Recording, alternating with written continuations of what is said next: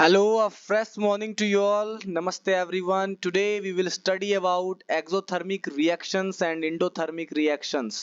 आप बहुत ही अच्छे एनर्जी के साथ आए होंगे, लेकिन मैं उस एनर्जी को थोड़ा और बिल्डअप करता हूँ। ठीक है, आप ध्यान से सुनिएगा। आपके लिए एक शायरी बनाया हुआ है मैंने, एकदम बिल्डअप करेगा आपका एनर्जी को। ध्यान से सुनिएगा, धुआंधार शायरी एकदम। मुश्किल नहीं है कुछ दुनिया में, तू जरा हिम्मत तो कर।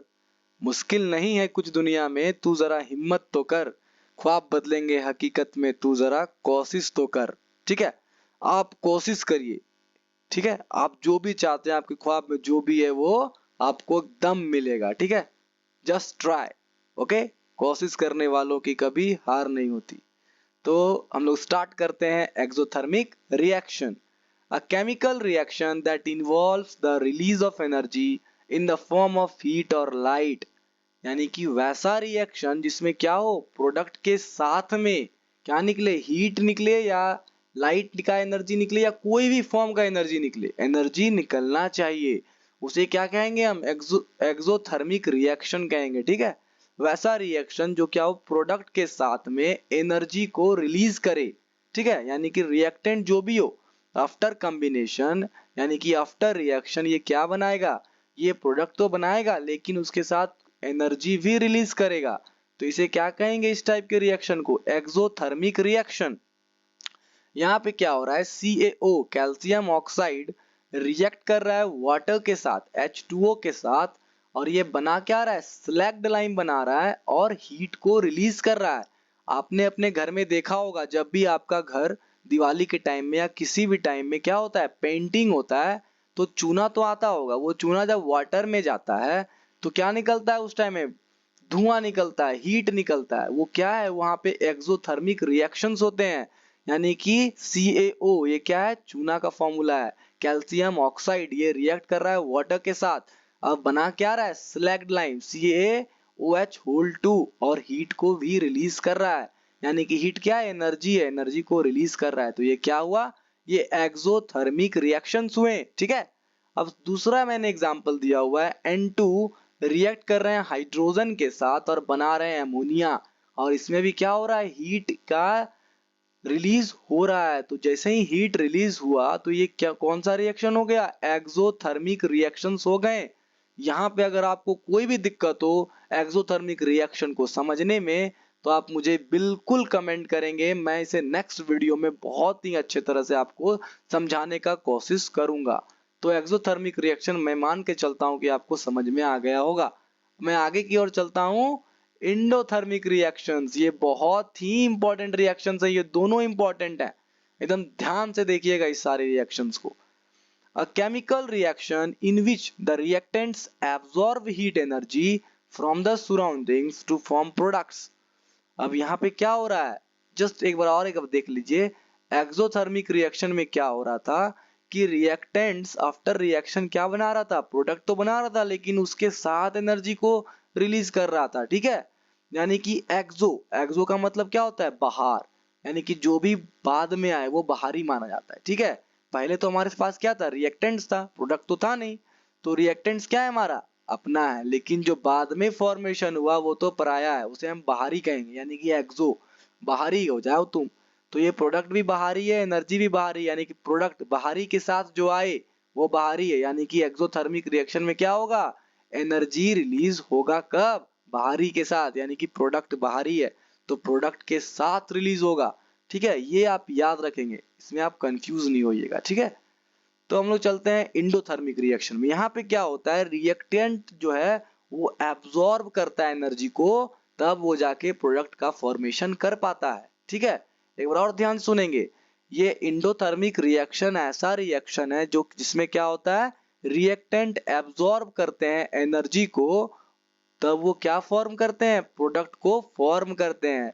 जैसे A+B ये दोनों क्या है, रिएक्टेंट है, लेकिन इसने क्या किया, रिएक्टेंट ने हीट को एब्जॉर्ब किया, तब जाकर के ये कैपेबल हुए C प्रोडक्ट का फॉर्मेशन करने में। यानी कि वैसा रिएक्शन जो क्या हो, रिएक्टेंट एब्जॉर्ब करे हीट या लाइट या कोई भी एनर्जी को, तब जाके वो फॉर्मेशन कर पाए प्रोडक्ट का। तो उस तरह के रिएक्शन को हम क्या कहेंगे, इंडोथर्मिक रिएक्शंस। क्या कहेंगे, इंडोथर्मिक रिएक्शंस ये कहाँ कहाँ होते हैं? जैसे मान लो आपने आइस क्यूब रखा हुआ है, उसे अब क्या करना है, आपको लिक्विड में कन्वर्ट करना है या मेल्ट करना है, ठीक है। तो आप क्या करेंगे, उसमें हीट देंगे, तो वो हीट क्या हो रहा है, आखिर जा कहाँ रहा है, वो आइस क्यूब्स उसे एब्जॉर्ब कर रहा है हीट को, तब वो मेल्ट कर रहा है, ठीक है। तो यहाँ पे एब्जॉर्प्शन ऑफ हीट हो रहा है, कब हो रहा है, विथ रिएक्टेंट हो रहे हैं, तो ये क्या होंगे, ये हमारे इंडोथर्मिक रिएक्शंस होंगे। अब यहाँ पे देखेंगे इंडो क्यों नाम पड़ा इसका, इंडोथर्मिक क्यों नाम पड़ा, थर्मिक का मतलब ही होता है हीट से रिलेटेड, ठीक है। अब इसका इंडोथर्मिक नाम क्यों पड़ा, क्योंकि इंडो रिएक्टेंट क्या है, अपना है, पहले से है, तो ये इंडो हुआ, अपना को इंडो बोलते हैं, ठीक है। रिएक्टेंट है, ये अपना है। अब अपने के साथ जो है पहले से, यानी कि अपने के साथ जो रिलेशंस हैं वो भी तो अपने हुए ना, तो रिएक्टेंट का रिलेशन एनर्जी के साथ है, यानी कि इसे एब्जॉर्ब कर रहा है, इसको खाना खिला रहा है अपने साथ बैठा के, तो ये क्या होंगे, ये भी अपने होंगे, ये पहले से हैं इसके साथ, यानी कि रिएक्टेंट के साथ एनर्जी है, तो इसे क्या कहेंगे, इंडोथर्मिक रिएक्शन कहेंगे। लेकिन एक्सोथर्मिक में क्या होता है, आफ्टर रिएक्टेंट यानी कि रिएक्शन के बाद प्रोडक्ट के साथ एनर्जी होता है, तो उसे एक्सोथर्मिक कहते हैं। यहाँ पे इंडोथर्मिक क्या हो गया, रिएक्टेंट के साथ एनर्जी है, ठीक है। यहाँ पे समझ में आ गया आपको। अब क्या है, मेल्टिंग ऑफ सॉलिड सॉल्ट्स, कोई भी सॉलिड सॉल्ट्स हो उसे मेल्ट करने के लिए क्या होता है, हीट की आवश्यकता पड़ती है, ठीक है। Evaporating of liquid water, liquid water को इवापोरेट करने के लिए भी तो हीट की आवश्यकता पड़ती है, ठीक है। यानी कि हर एक वैसा रिएक्शन जिसमें एब्जॉर्प्शन हो किसका, हीट का, तो उस तरह के रिएक्शन को हम क्या कहेंगे, इंडोथर्मिक रिएक्शंस, इंडोथर्मिक रिएक्शंस, ठीक है। मैंने बहुत सारे एग्जांपल दिए हुए हैं, converting frost to water vapour, जैसे कि मेल्टिंग होगा, बॉइलिंग होगा, इवापोरेशन होगा, ठीक है। ये सारे क्या है, जनरल में ये इंडोथर्मिक प्रोसेस है, ठीक है। ये क्या है, इंडोथर्मिक प्रोसेस है, इवापोरेशन हो रहा है, मेल्टिंग हो रहा है, बॉइलिंग हो रहा है, ये सारे के सारे इंडोथर्मिक प्रोसेस है। क्यों, क्योंकि इनमें रिएक्टेंट के साथ एनर्जी जा रहा है, ठीक है। ये एनर्जी को एब्जॉर्ब कर रहे हैं प्रोडक्ट को फॉर्मेशन करने में, ठीक है। यहाँ पर आप एकदम ध्यान से सोचें, एकदम कंफ्यूज नहीं होना है आपको।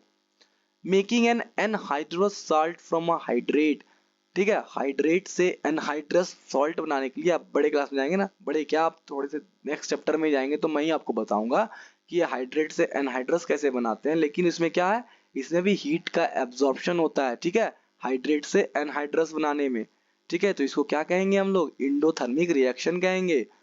Forming a cation from an atom in the gas phase, ठीक है, गैस फेज में हम लोग क्या करते हैं, कैटायन का फॉर्मेशन करने के लिए भी हीट का उपयोग करते हैं, ठीक है। तो यहाँ पे क्या है, ये इंडोथर्मिक रिएक्शंस हैं। Splitting a gas molecule, gas molecule को स्प्लिट करने के लिए भी तो हीट की आवश्यकता पड़ती है, ठीक है। यहाँ पर सारे जहाँ पे हीट का एब्जॉर्प्शन हो रिएक्टेंट के साथ, तो उसे क्या कहेंगे, इंडोथर्मिक रिएक्शंस। जहाँ पे क्या हो, प्रोडक्ट के बाद हीट निकले, तो उसे क्या कहेंगे हम लोग, एक्सोथर्मिक रिएक्शंस कहेंगे। यहाँ पे आपको इंडोथर्मिक एक्सोथर्मिक दोनों बहुत ही अच्छे से क्लियर हो गया होगा, ऐसा मैं मान के चलता हूँ। अगर कहीं पे थोड़ी सी भी दिक्कत आई होगी तो कृपया करके आप कमेंट करें, मैं उसे नेक्स्ट वीडियो में बेहतर ढंग से समझाऊंगा, ठीक है, जिससे आपको समझ में आ जाए, मैं वो हर एक तरीका अपनाऊंगा। ओके, तो हम लोग थोड़े से और आपको क्लियर हो जाए, कोई कहीं पर भी थोड़ी सी भी डाउट ना बचे, उसके लिए मैं क्या कर रहा हूँ, इसमें डिफरेंस भी बताता हूँ, ठीक है। Difference between exothermic and endothermic reactions. Endothermic reaction मैंने डेफिनेशन ऑलरेडी लिखा है, बस वही सेम टू सेम मैंने यहाँ पे कॉपी पेस्ट किया है, ठीक है, सेम है। Endothermic reactions are chemical reactions in which the reactants absorb heat energy from the surroundings to form products. Endothermic में क्या होता है कि रिएक्टेंट क्या करता है, हीट एनर्जी को एब्जॉर्ब करता है अपने सराउंडिंग से या कहीं से भी लाता है, वो एब्जॉर्ब करता है और प्रोडक्ट्स को फॉर्म करता है। एक्सोथर्मिक में क्या होता है, an exothermic reaction is a reaction in which energy is released in the form of light or heat. Exothermic में रिएक्शन में क्या होते हैं, ऐसे रिएक्शंस होते हैं जो क्या करते हैं, आफ्टर रिएक्शन ये प्रोडक्ट के साथ हीट एनर्जी या लाइट एनर्जी या कोई भी एनर्जी हो उसे रिलीज करते हैं, तब ये क्या कहलाएंगे, एक्सोथर्मिक रिएक्शन कहलाएंगे। यानी कि ये बाहरी के साथ बाहरी वाला को भेज देते हैं, यानी कि क्या है, एक्सोथर्मिक रिएक्शंस हैं। इंडोथर्मिक में क्या होता है, पहले से ही रिएक्टेंट है, उसके साथ एनर्जी एब्जॉर्ब होता है, तो उसे इंडोथर्मिक रिएक्शंस कहते हैं। The energy is absorbed from the surrounding into the reaction. ठीक है, सराउंडिंग से एनर्जी लेता है इंडोथर्मिक और क्या करता है, रिएक्टेंट के साथ एब्जॉर्ब हो करके वो प्रोडक्ट का फॉर्मेशन करता है। इसे क्या कहेंगे, इंडोथर्मिक रिएक्शंस कहेंगे। एक्सोथर्मिक रिएक्शन में क्या होता है, the energy is released from the system to its environment. ठीक है, एनर्जी क्या होता है, रिलीज होता है, वो खुद रिलीज करता है। रिएक्शन जो है वो एक सिस्टम मान लो उसे, वो खुद अपने सिस्टम से एनर्जी को रिलीज करेगा और एनवायरनमेंट को दे देगा। यानी कि एक्सोथर्मिक क्या है, दानी है। एक्सोथर्मिक क्या है, दानी है, करण मान लो इसे, करण जो महाभारत में करण था वो दानी था। ठीक है, और इंडोथर्मिक क्या है, ये दानी नहीं है बेचारा, ये एब्जॉर्ब करता है, ये एनर्जी को अगल बगल उसके बगल से एनर्जी को लेगा। ठीक है, तब ये करेगा काम। ये दानी नहीं है, ये लेने वाला बंदा है इंडोथर्मिक। लेकिन एक्सोथर्मिक रिएक्शन क्या है, ये देने वाला बंदा है। इसलिए आप लोग कभी देने वाला बंदा मत बनो, लेने वाला बंदा बनो। लोगे तो ज्यादा मजा है, दोगे तो मजा नहीं है, लेने वाला बंदा बनो। ठीक है ना। तो ये एक्सोथर्मिक रिएक्शन क्या है, दानी है, और इंडोथर्मिक क्या है, ये दानी नहीं है। ओके, यहाँ पर आपको सारा कंफ्यूजन दूर हो गया होगा। फिर भी अगर कंफ्यूजन बचता है तो आप कमेंट करेंगे, मैं उसे नेक्स्ट वीडियो में बेहतर ढंग से समझाने का प्रयास करूंगा। ओके, थैंक यू, मिलते हैं हम लोग नेक्स्ट वीडियो में। धन्यवाद and good morning again to you, bye.